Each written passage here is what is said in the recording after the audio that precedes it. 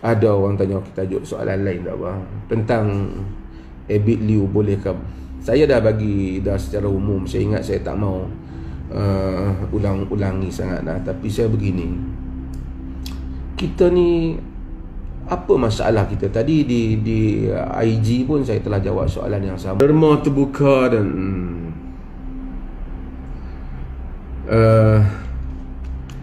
beginilah, saya dah sebut hal ini. Kadang-kadang kita ni apa nak sibuk tentang niat orang kalau tak ada kaitan dengan kita. Satu orang kalau dia derma, dia ikhlas, macam saya kata, dia dapat pahala di sisi Allah Azza wa Jalla. Kalau dia tidak ikhlas, dia derma, dia tak dapat pahala dan dia dapat dosa. Dan itu pun bukan urusan kita. Dosa dia yang tak dapat pahala, bukan masalah kita. Tapi bila dia melakukan derma itu akan diperolehi oleh orang-orang yang memerlukan.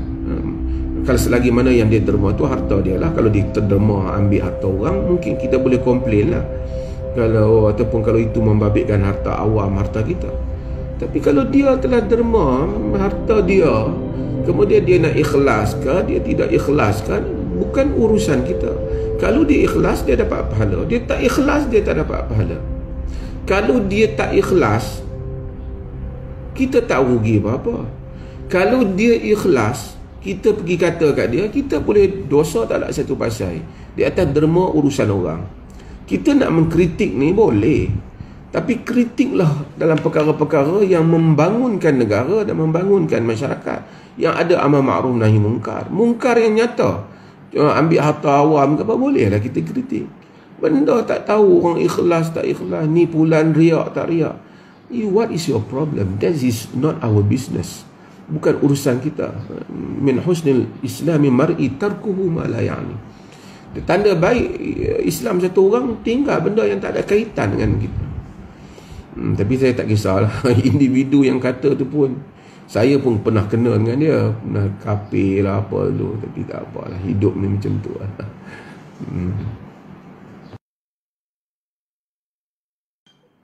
Bukanlah urusan kita apabila dia bagi pemberian. Kita nak tahu masalah dia ikhlas, dia tak ikhlas. Ikhlas ataupun tidak ikhlas dia itu ialah urusan antara dia dengan Allah Subhanahu wa taala. Jadi kita ni, itu dia dengan Allah. Ikhlas ni rahsia antara seorang hamba dengan Tuhannya. Jadi kalau dia ikhlas, dia mendapat pahala. Jika sekiranya dia tidak ikhlas, dia tak dapat pahala, bahkan dia mendapat dosa.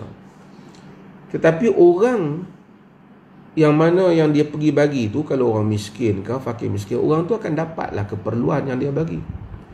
Bila satu orang telah dapat keperluan apa yang dia bagi, maka kalau orang tu miskin, kita taklah perlu lagi menolong dia, kerana dah ada pihak yang menolong jika pertolongan itu mencukupi.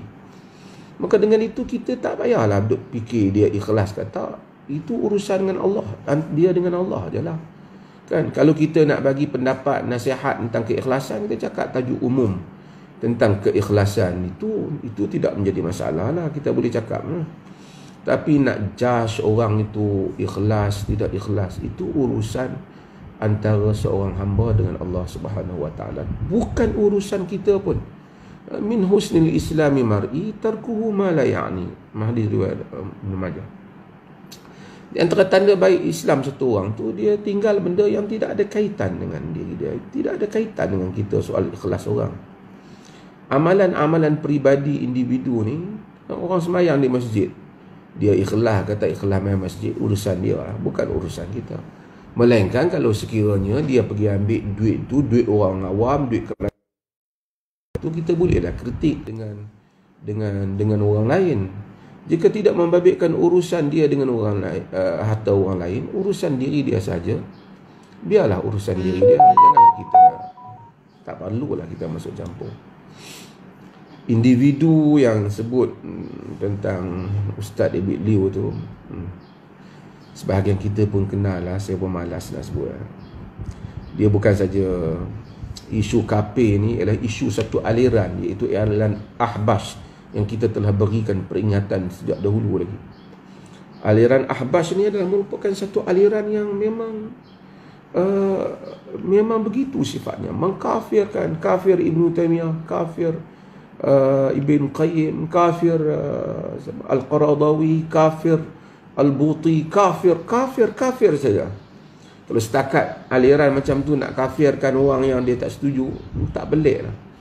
Tak pelik. Sebab tu menubuhkan pertubuhan tertentu, kemudian menamakan pertubuhan tu sebagai Ahli Sunnah wal Jamaah. Ini Ahli Sunnah wal Jamaah ni dah satu jenama yang bukan untuk pertubuhan.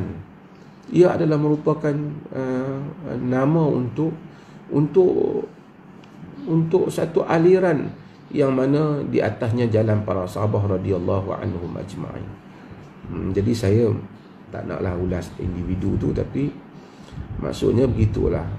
Cuma saya kalau boleh bagi pendapat kepada